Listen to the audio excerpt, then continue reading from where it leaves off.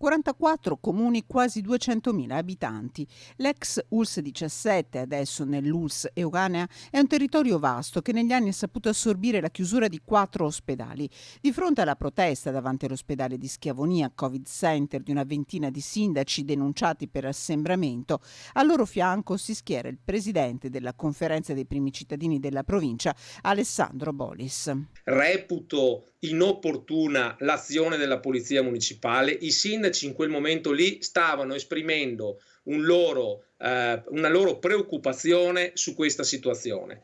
Mi auguro che il prefetto intervenga e stralci quei verbali di denuncia, perché sarebbe una cosa, voglio dire, oltre l'immaginario collettivo. Serve gestire la fase 2, precisa Bolis, che alla Regione invia una richiesta. Faccio un appello perché so che voi avete l'occasione molto spesso, anzi ci siete sempre, e questo è importantissimo per l'informazione. Io sono convinto che il governatore Zaia, che è un governatore diverso dagli altri governatori, lui sta gestendo la partita, credo, in maniera esemplare, lo stanno dimostrando l'abbassamento dei contagi, lo sta dimostrando l'azione che con rapidità hanno fatto per mettere in sicurezza il Veneto da questa situazione. Io a lui ho chiesto direttamente ci convochi in un tavolo tecnico politico formato dal presidente della conferenza, da una delegazione di colleghi dell'ULSS 17 e ci diano dei tempi.